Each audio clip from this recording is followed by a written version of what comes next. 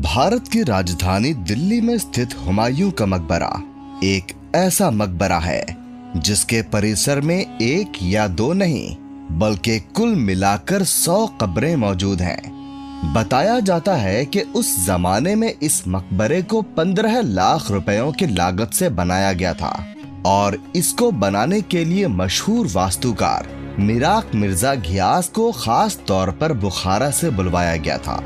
20 जनवरी 1556 को हुमायूं की मृत्यु के बाद पहले तो उन्हें दिल्ली के पुराना किला में ही दफनाया गया और 1558 में उनकी कब्र को कुछ सालों के लिए पंजाब के सरहिंद में ले जाया गया। हाजी बेगम के नाम से जानी जाने वाली उनकी विधवा हमीदा बानू बेगम ने उनकी मृत्यु के 9 साल बाद यानी कि सन 1565 में इस मकबरे का निर्माण कार्य शुरू करवाया और साल 1572 में ये हुमायूं का मकबरा पूरा बनकर तैयार हो गया था और इसको आज भी एक प्यार की निशानी के रूप में जाना जाता है। संत निजामुद्दीन औलिया दिल्ली के मशहूर सूफी संत हुआ करते थे और यही वजह है कि उन्हें दिल्ली के शासकों द्वारा काफी माना जाता था। यमुना नदी के किनारे हुमायूं के मकबरे के लिए इस स्थान का चुनाव इसीलिए किया गया था क्योंकि ये जगह हजरत निजामुद्दीन दरगाह के नजदीक थी। हुमायूं का ये मकबरा भारत में बनाया गया सबसे पहला बागों वाला मकबरा था और इसको 1993 में यूनेस्को वर्ल्ड हेरिटेज साइट का खिताब दिया गया था। इस मकबरे से जुड़ी एक खास बात ये भी है कि आखिरी मुगल शासक बहादुर शाह जफर ने अपने 3 शहजादों के साथ अंग्रेजों के खिलाफ 1857 में होने वाले प्रथम स्वतंत्रता संग्राम के दौरान यहाँ शरण ली थी। हुमायूं के मकबरे के अलावा आपको इस परिसर में मुगल बादशाहों के शाही हज्जाम का मकबरा और मुगल बादशाह अकबर के 9 रत्नों में से अब्दुल रहीम खाने खाना के खास सेवक मियां फहीम का मकबरा भी देखने के लिए मिल जाएगा।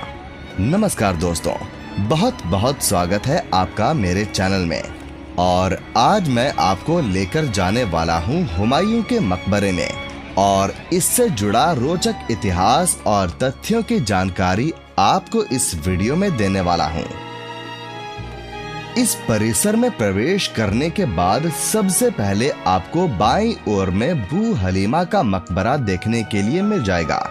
हैरानी की बात यह है कि ये बू हलीमा कौन थी, इसके बारे में कहीं भी कोई जानकारी नहीं मिलती है और ASI ने भी बू हलीमा के बारे में यहाँ कोई जानकारी नहीं दी है। ये जो सामने में आप विशाल दरवाजा देख रहे हैं, इसको 16वीं शताब्दी में बू हलीमा गेट के नाम से बनवाया गया था। ये गेट बू हलीमा मकबरे के बगीचे तक जाता है और किसी जमाने में इस दरवाजे को खूबसूरत टाइल्स और कलाकारी करके काफी सुंदर बनाया गया था। यहीं दाईं तरफ में भी आपको 1547 में निर्मित एक खूबसूरत इमारत दिखाई देगी जिसको कहा जाता है ईसा खान का मकबरा। मैं बताना चाहूंगा कि ईसा खान नियाजी सूर वंश के समय में शेर शाह सूरी के दरबार में शामिल एक अमीर हुआ करते थे जिन्होंने मुगलों के खिलाफ जंग में भी हिस्सा लिया था। इस मकबरे को ईसा खान ने अपने जिंदा रहते ही बनवाना शुरू करवा दिया था और ये शेर शाह सूरी के बेटे इस्लाम शाह सूरी के शासन काल में बनके तैयार हो गया था। बाद में इस खूबसूरत मकबरे में ईसा खान के परिवार के बाकी सदस्यों को भी दफनाया गया था। इसीलिए आपको यहाँ ईसा खान की कब्र के अलावा 5 और कब्रें भी दिखाई देंगी। इस मकबरे के पश्चिमी तरफ लाल पत्थर की एक मस्जिद है जिसको ईसा खान की मस्जिद के नाम से जाना जाता है। इस मस्जिद की वास्तुकला लोधी गार्डन में स्थित सूर वंश के सम्राटों द्वारा बनाई गई इमारतों से काफी मिलती जुलती है। एक खास बात ये है कि ईसा खान के मकबरे और इस मस्जिद की वास्तुकला को लगभग 18 साल बाद हुमायूं के मकबरे पर बड़ी खूबसूरती के साथ एक बड़े रूप में उतारा गया था। थोड़ा आगे बढ़ते ही दाईं ओर में आपको एक और गेट दिखाई देगा जिसको कहा जाता है अरब सराय दरवाजा। सन 1560 से 1561 के बीच में निर्मित ये 14 मीटर ऊंचा दरवाजा हुमायूं का मकबरा बनाने आए फारसी शिल्पकारों के लिए बनाए गए खास निवास स्थान की ओर जाता था। इस दरवाजे को लाल पत्थर और संगमरमर का उपयोग करके बेहद आकर्षक बनाया गया था। हुमायूं के मकबरे का बाहरी नजारा बेहद खूबसूरत है, क्योंकि ये भारत में बनाया गया सबसे पहला बागों वाला मकबरा था। सम्राट हुमायूं की मृत्यु के बाद हमीदा बेगम ने फारसी वास्तुकारों को बुलाया और उनसे कहा कि वे इतना शानदार मकबरा बनाएं कि दुनिया इसे आने वाले युगों तक याद रखे।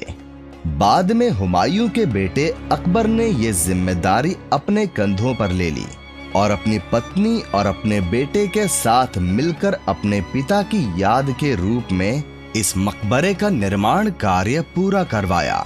बताया जाता है कि इस मकबरे के निर्माण में उस जमाने में लगभग 15 लाख रुपए खर्च किए गए थे। एक फारसी वास्तुकार मिराक मिर्जा घियास ने इस मकबरे को डिजाइन किया था, जिन्हें हेरात बुखारा से विशेष रूप से इस इमारत के निर्माण कार्य के लिए बुलवाया गया था। इस इमारत के पूरा होने से पहले ही वे चल बसे, लेकिन उनके बेटे सैयद मोहम्मद ने अपने पिता का काम पूरा किया और मकबरा 1572 में बनकर पूरा हुआ। ये खूबसूरत मकबरा 8 पक्ष कक्षों की अवधारणा पर बनाया गया है, जो इस्लामी स्वर्ग विचारधारा का प्रतीक है। जैसा कि हुमायूं का मकबरा हमीदा बेगम द्वारा बनाया गया उनके पति की मृत्यु के बाद उनकी स्मृति है, ठीक वैसे ही मुगल सम्राट शाहजहां को अपनी पत्नी मुमताज महल की मृत्यु के बाद एक भव्य स्मारक बनाने की प्रेरणा मिली और लगभग 1 सदी बाद ताज महल बनवाया गया। और खास बात यह है कि ताज महल का डिजाइन और वास्तुकला हुमायूं के मकबरे से काफी मिलती जुलती है। संत निजामुद्दीन औलिया दिल्ली के प्रसिद्ध सूफी संत हुआ करते थे, इसीलिए उन्हें दिल्ली के शासकों द्वारा काफी माना जाता था। यमुना नदी के किनारे मकबरे के लिए इस स्थान का चुनाव इसीलिए किया गया था क्योंकि ये जगह हजरत निजामुद्दीन दरगाह के पास थी। ये जो सामने में आप दरवाजा देख रहे हैं, ये यहाँ का पश्चिमी यानी वेस्ट गेट है, जिसको देखकर आपको ताज महल के दरवाजे की याद जरूर आएगी, क्योंकि इसको बनाने में प्रयोग की गई वास्तुकला बिल्कुल वैसी ही है। इसके अंदर आपको ईसा खान के मकबरे में की गई खुदाई के दौरान मिले उस जमाने के कुछ अवशेष भी देखने के लिए मिल जाएंगे। यही नहीं, बल्कि आपको यहाँ हुमायूं के मकबरे का एक मॉडल भी दिखाई देगा, जिसमें इस मकबरे के हर भाग को दर्शाया गया है। हुमायूं ने अपने शासन काल के दौरान फारसी स्थापत्य कला के सिद्धांतों का ज्ञान प्राप्त किया था और इसीलिए कई लोगों का मानना है कि उन्होंने खुद ही इस मकबरे की योजना बनाई थी। हालांकि इस बात का कोई अभिलेख नहीं पाया गया है। ये मकबरा एक वर्गाकार उद्यान यानी कि स्क्वायर शेप्ड गार्डन के केंद्र में स्थित है और 4 बागों द्वारा 4 मुख्य भागों में विभाजित है। इसमें जगह जगह पर आपको नालियां दिखाई देंगी, जिनसे यहाँ चारों तरफ बने उद्यानों में पानी पहुँचाया जाता था। यहाँ आपको हर जगह फव्वारे भी देखने के लिए मिल जाएंगे, जिनके चलाए जाने पर यहाँ का माहौल गर्मियों में भी ठंडा और खुशनुमा हो जाया करता था। मैं बताना चाहूँगा कि हुमायूं का मकबरा फारसी और हिंदू वास्तु कला के मिश्रण से बनाया गया है। इसके आले, कॉरिडोर और ऊंचे दोहरे गुंबद फारसी वास्तु कला के उदाहरण हैं और छतरियां भारतीय वास्तु कला के नमूने हैं। इस मकबरे के ऊपर बना गुंबद 42.5 मीटर ऊंचा है और इस स्मारक की जहां से शुरुआत होती है, वहां से शुरू होने वाले 2 प्लेटफॉर्म को अलग करने के लिए सीढ़ियों का निर्माण किया गया है। लाल बलुआ पत्थर से बनाए गए इस खूबसूरत मकबरे की खांचेदार कोनों वाली 2 मंजिल की संरचना 7 मीटर ऊंचे चबूतरे पर खड़ी है। ऐसा माना जाता है कि हुमायूं के मकबरे ने एक नई परंपरा की शुरुआत की थी, जिसकी सबसे बड़ी उपलब्धि आगरा का ताजमहल मानी जाती है। इन दोनों इमारतों के पीछे एक ही तरह की प्रेरणा है।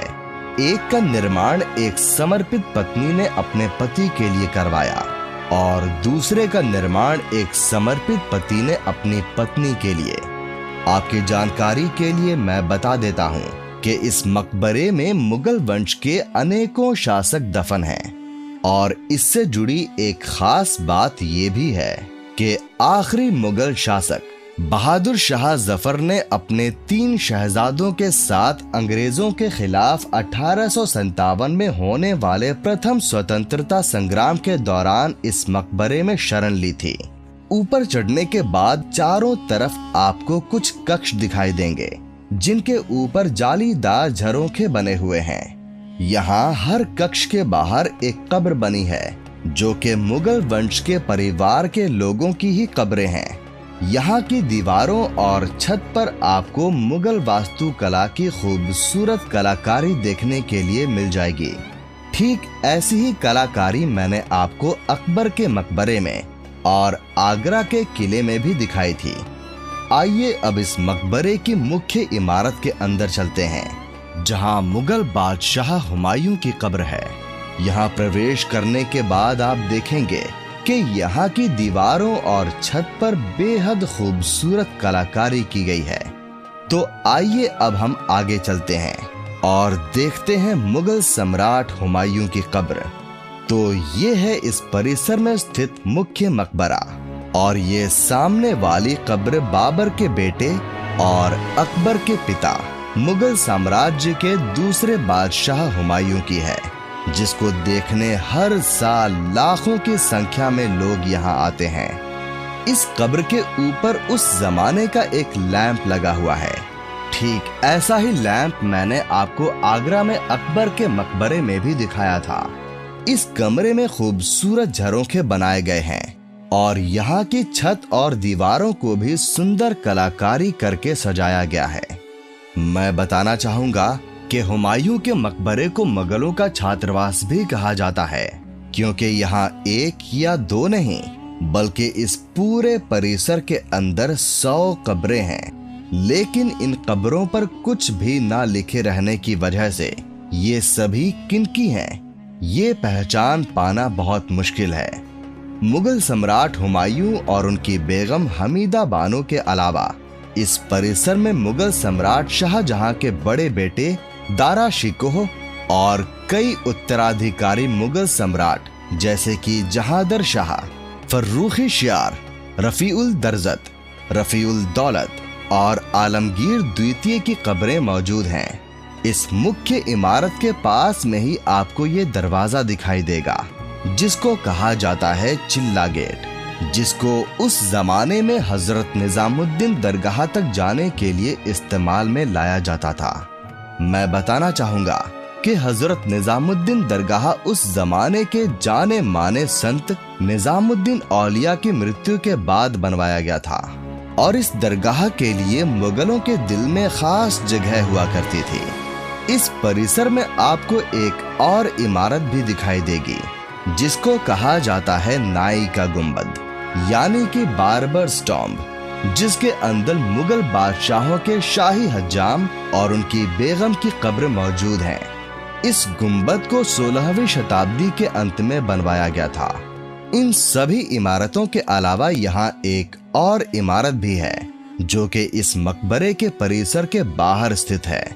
इसमें लगी नीले रंग की सुंदर टाइल्स की वजह से इसको नीला गुंबद या नीला बुर्ज के नाम से जाना जाता है। इस गुंबद का निर्माण अब्दुल रहीम खाने खाना ने अपने सेवक मियां फहीम के लिए करवाया था। मैं बताना चाहूंगा कि अब्दुल रहीम खाने खाना मुगल बादशाह अकबर के दरबार में शामिल उनके 9 रत्नों में से एक हुआ करते थे। तो ये था हुमायूं का मकबरा और इससे जुड़ा रोचक इतिहास और तथ्य। अगर आप चाहते हैं कि मैं किसी खास इमारत का वीडियो आपके लिए बनाऊं, तो उस जगह का नाम नीचे कमेंट करके जरूर बताएं। अगर आपको मेरा ये वीडियो पसंद आया हो तो इसको लाइक और शेयर करना मत भूलिएगा और